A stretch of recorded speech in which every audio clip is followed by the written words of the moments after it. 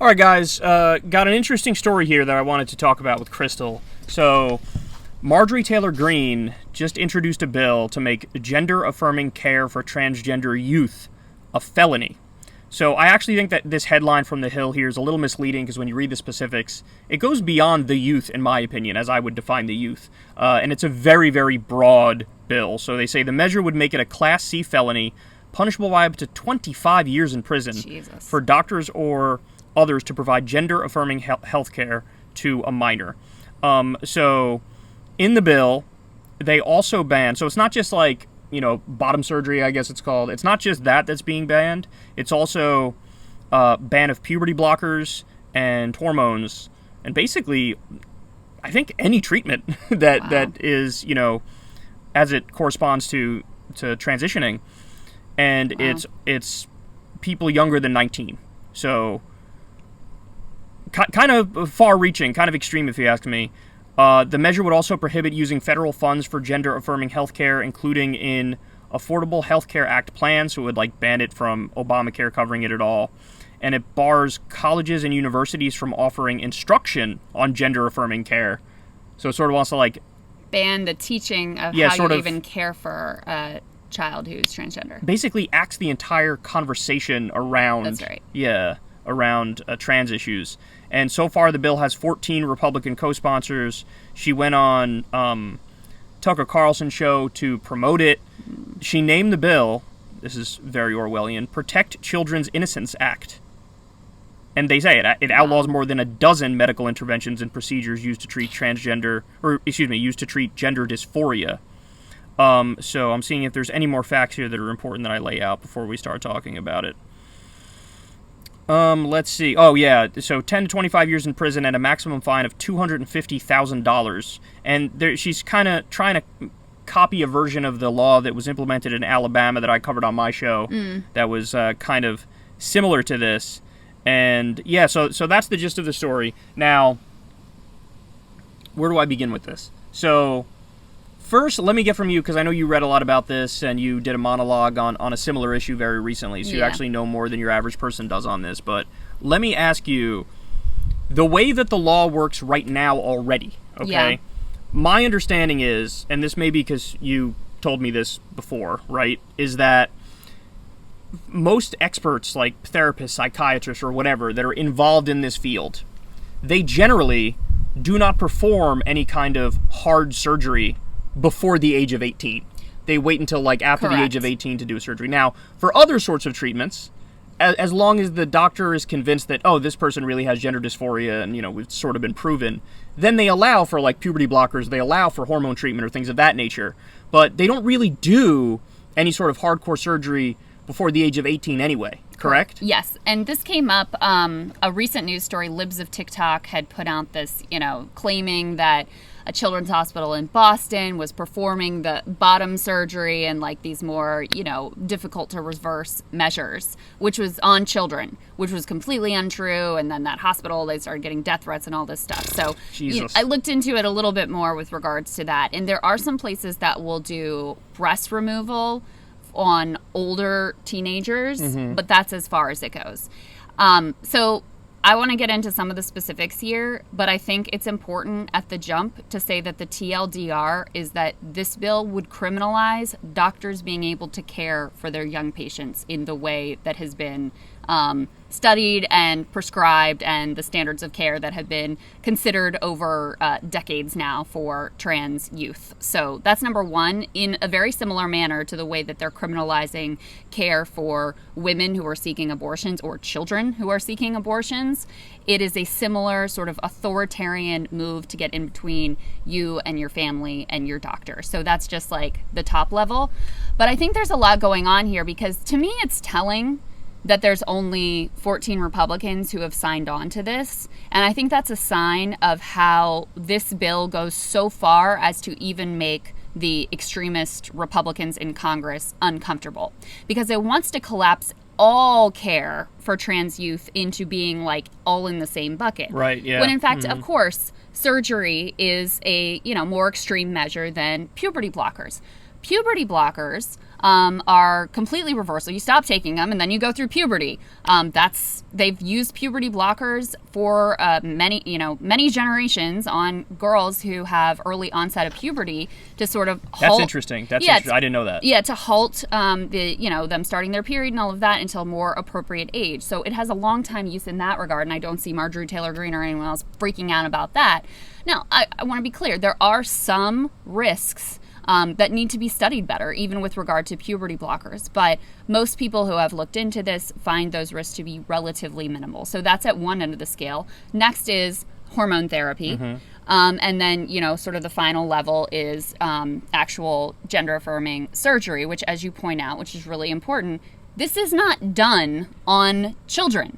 So they are creating a solution in search of a problem here. This is not it's a moral panic. It's a response to a moral panic that does not actually deal with any of the nuanced conversation and legitimate debate around how exactly you should deal with children who are transgender and how best to care for them. But, they express a lot of concern about these edge cases of people who end up regretting their decisions. They don't express by the way, any tiny concern. Percent. Yes, very tiny percentage. exactly. And they don't express any concern for the depression, anxiety, and increased suicide of young people and adults who do not receive gender-affirming care. So again, to me, the bottom line here is that this bill would criminalize doctors caring for their patients in the way that they are supposed to do.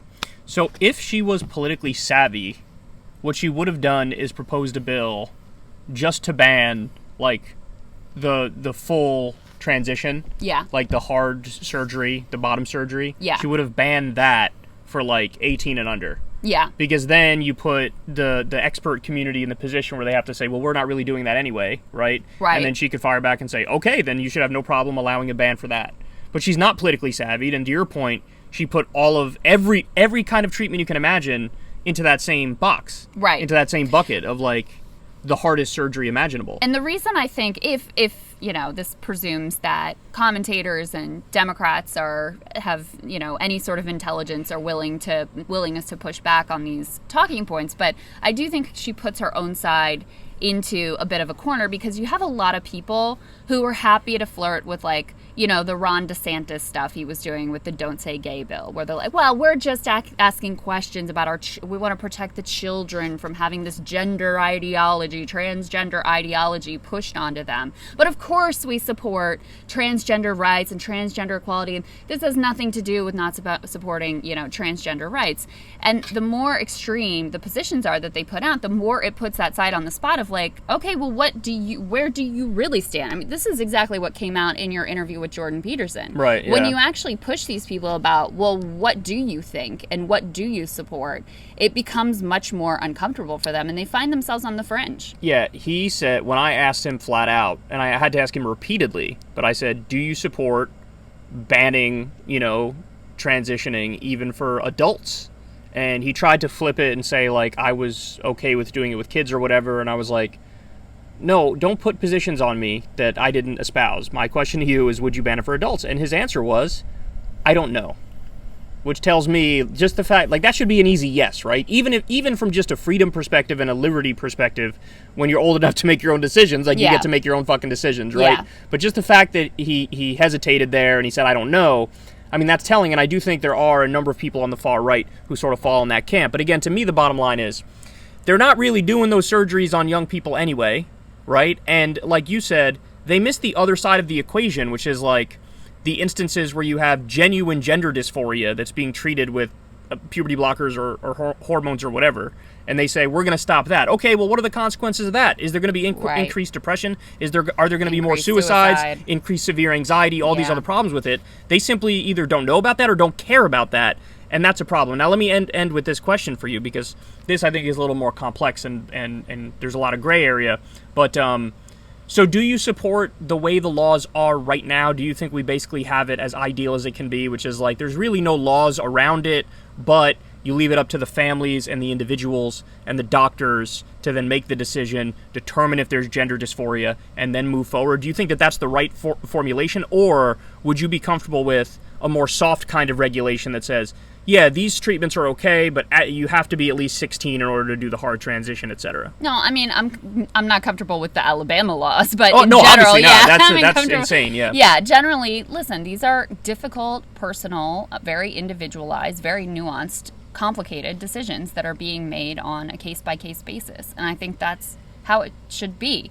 Now, if you could show me some, massive epidemic of a problem, then, maybe we'd have a different discussion. But in general, I really have a lot of faith in people to assess their own lives and that of, speak with their children and speak with their doctor. And by the way, if doctors were to give extraordinarily negligent care, they can be still held liable for that. Right, yeah, that's true. So the fact that you have, this is not being done willy-nilly, either by the families that are involved or by the doctors who are involved. This is the current standards of care, and they just released new recommendations. Those come from decades of thought and study and research, and there are genuine debates, even within that community, about exactly how it should all unfold, and that's good. It should be that way, and no one should be stifling that debate or saying you're transphobic if you think, that the counseling period should be 2 years instead of 3 years or whatever. Yeah. But, the other thing that people like Marjorie Taylor Greene and her ilk love to do is to seize on those sort of legitimate places of tension and debate within well-meaning, good faith actors and pretend like even they say that this is out of control, when in reality they're just trying to find the standards and the guidelines that are going to be best in general. So I guess bottom line is, it seems to me like the regulatory regime we have in place right now seems to be working pretty well. So do you think there's any truth to the argument that they make about, because the right always makes this argument that it's now cultural. So it's not like it was with gay people, where gay people were just in the closet and that they weren't, so that you didn't let your boot off their neck enough for them to be themselves. So in other words, nobody was turning anybody gay by society allowing people to be gay. You know what I'm saying? It's just everybody who is gay is just now admitting they are gay, but they've always been gay. Right. Right? Now, back in the day, they made the argument no, this is, you are, if you have a gay teacher in the classroom, is he going to incentivize the kids to become gay? That back in the day, they made that argument. Today, everybody seems to understand, no, there are gay people. You know what I mean? But they also make the argument today that conservatives do that, now it's becoming a trendy thing to try to be trans. And so by having what they call gender ideology in the class, and by talking about it and being open about it and being tolerant of it, what you're actually doing is incentivizing kids to experiment with that. And so you're confusing them about their own, what they are and who they are. That's an argument that they make. Now, do you think there's any truth to that at all? Because my answer to that has always been, first of all, I don't really think that's true. I don't think it's very much of a trendy thing. But even if you grant that, okay, let's say in some instances it is true, and kids are saying I'm trans just to fit in or whatever, or give themselves minority points to make themselves feel cool, right? Yeah.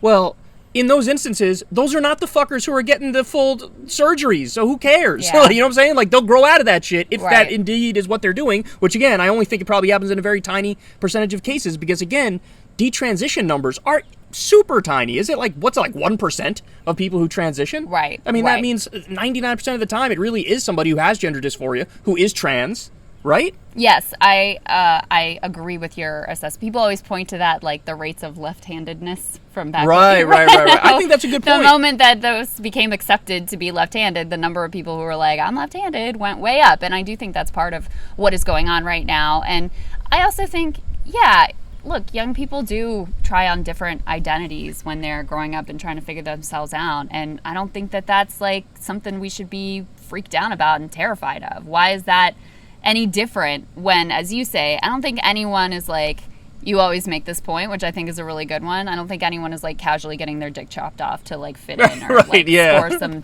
trendy points. But that honestly, at the heart of it, that's what Marjorie Taylor Greene believes. I know. That's what a lot of these people believe. Well, who was it that said, we covered this. Who was it that said in a generation. It was Marjorie Taylor Greene, right? Like, no one's going to be straight anymore in a generation. I don't know if it was her, but I know what you're talking about. Yeah. Like, we all just choose and fit in to put on to be trendy and to fit in. I asked Jordan Peterson that question. I said, listen, in your conception of things, if it's true that it's what he calls a social contagion, which means like, oh, everybody's just trying this out now, right? In your conception of things, what happens? Does 70% of the country become trans? Like, I genuinely don't understand where you think this leads. Well, and why? There seems to be such a freak out over the fact that the number of people who are identifying as trans is increasing. Like, what are you so terrified of? Because I just don't believe that it's like you're really deeply concerned for these people's well-being. No. So no, what are honestly, you so panicked about? I'll tell you. It stems from a zealous adherence to tradition. It's like, when we were raised, the boys were boys and girls were girls. This is different, and I don't like it. And then men become men and women become women, and you guys have your roles. This is what nature intended. This is what God intended. Yeah. And if you're against it, then you're sort of cutting at the fabric of what we're supposed to be. And that brings us back to the Marjorie Taylor Greene thing, which is, it's so gross when they take that, which is really just this like religious fundamentalist type of view, and wrap it up in fake concern for the children and the, really we're just concerned for these individuals. She said she's a Christian nationalist. She admitted it. Right. So that's the way to understand this bill. Anyway, it's like theocracy. So there you have it. I mean, I think the law is insane. I'm happy that I got to talk about this with you because if I covered it by myself, I don't think I would have been able to hit all the different angles of it. So your input definitely helped out a lot. So I appreciate that. Thank you. All right, guys. Love you. Talk to you soon. Bye, y'all.